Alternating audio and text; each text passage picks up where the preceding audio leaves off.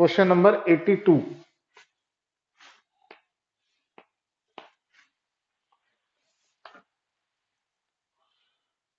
इधर इधर करना है, ठीक, थोड़ा सेटिंग कर लेते हैं। ठीक हो, क्वेश्चन नंबर 82 करना है। क्वेश्चन नंबर 82 में आपको एक स्टेटमेंट ऑफ पीएनएल दे रखा है और आपको क्वेश्चन में कहा गया है कि ऑपरेटिंग रेशियो निकालना है। ऑपरेटिंग रेशियो का फॉर्मूला ऑपरेटिंग कॉस्ट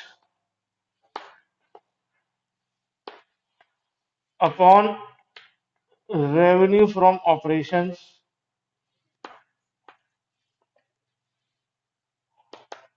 इनटू 100।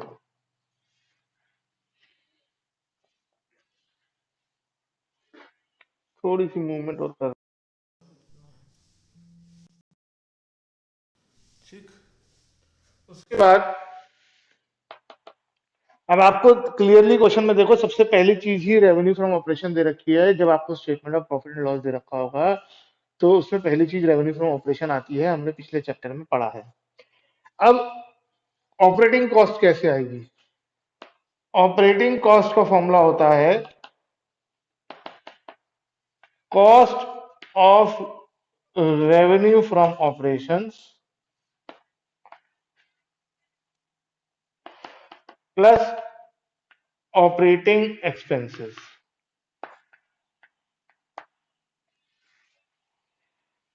अब ऑपरेटिंग एक्सपेंसेस तो आसानी से मिल जाएंगे जब स्टेटमेंट ऑफ पीएनएल दे रखा है। मेन है cost of revenue from operation निकालना।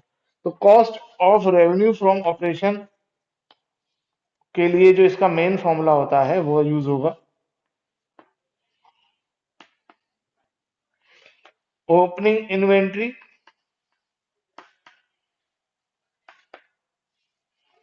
Plus net purchases plus direct expenses minus closing inventory. अब इसे समझो ध्यान से, कैसे करेंगे यूज इसे। आपको क्वेश्चन में ये सारी चीजें आपको एक्सपेंसेस में मिलेंगी। इनकम में तो दो ही चीजें होती हैं।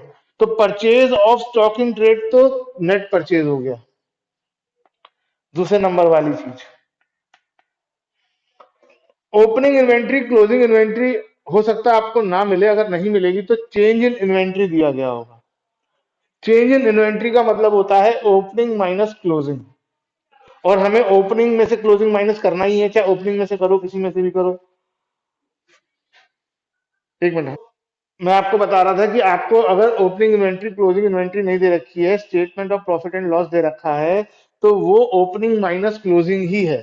तो जितना भी दे रखा है, कितना दे रखा है, -25,000, ये ओपनिंग प्लस माइनस क्लोजिंग की जगह आ जाएगा। प्लस का 25,000 होगा तो प्लस आएगा, माइनस का होगा तो माइनस का आएगा। अब डायरेक्ट एक्सपेंसेस ढूंढने हैं। तो डायरेक्ट एक्सपेंसेस दो जगह हो सकते हैं, एक तो एम्प्लॉयमेंट बेनिफिट एक्सपेंसेस के अंदर हो सकते हैं और एक अदर एक्सपेंसेस की ओर हो सकते हैं। तो है कि नहीं है ये कैसे पता चलेगा? इसके लिए नोट्स टू अकाउंट दिया जाएगा। नोट्स टू अकाउंट्स में अदर एक्सपेंसेस में loss on sale of fixed assets है। डायरेक्ट एक्सपेंसेस कौन से होते हैं मैंने कल भी समझाया था। अगर आपको 11th से ध्यान है तो सिंपल सी बात, जो ट्रेडिंग अकाउंट में आते हैं वो डायरेक्ट एक्सपेंसेस होते हैं, और loss on sale of asset जो है वो ट्रेडिंग अकाउंट में नहीं आता है। तो कोई भी डायरेक्ट एक्सपेंस नहीं है। रेवेन्यू फ्रॉम ऑपरेशन जो आ गया वो आ गया cost of revenue from operation 3,25,000। अब हम ऑपरेटिंग कॉस्ट निकालेंगे। ऑपरेटिंग कॉस्ट का फॉर्मूला था cost of revenue from operation, जो कि 3,25,000 है, plus operating expenses. Operating expenses अगर अगर एक्सपेंस होंगे तो एक्सपेंसेस साइड में होंगे। और दूसरी बात, जिस एक्सपेंस को आपने डायरेक्ट में ले लिया है उसको आपको दोबारा नहीं लेना है, ये बात ध्यान रखना है। वो जैसे जो डायरेक्ट होते हैं वो ऑपरेटिंग भी होते हैं, लेकिन वो ऑलरेडी इसके अंदर है तो दो बार प्लस होना करेंगे।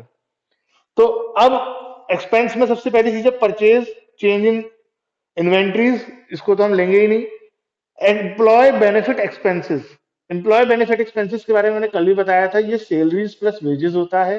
क्योंकि हमने मान लिया कि इसके अंदर वेजेस नहीं है, तो ये अमाउंट सैलरी की हुई, और सैलरी हमारे लिए ऑपरेटिंग एक्सपेंस है। बिजनेस कल समझाया था मैंने कि कौन से ऑपरेटिंग होते हैं, कौन से नॉन ऑपरेटिंग होते हैं।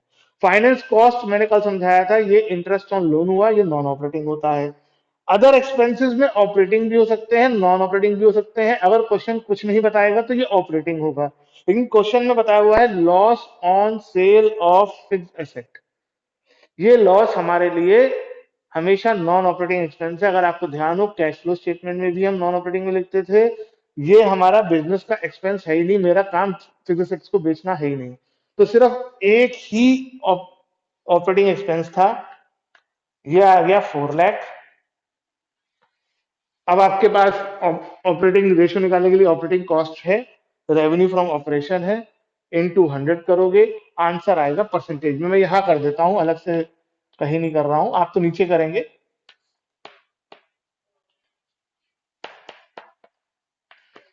तो ये 66.67% है।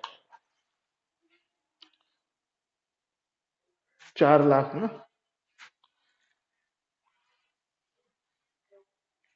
लेकिन हमारा आंसर बुक से मैच क्यों नहीं कर रहा है? मैंने कहीं कैलकुलेशन मिस्टेक कर दी है क्या? 3,50,000?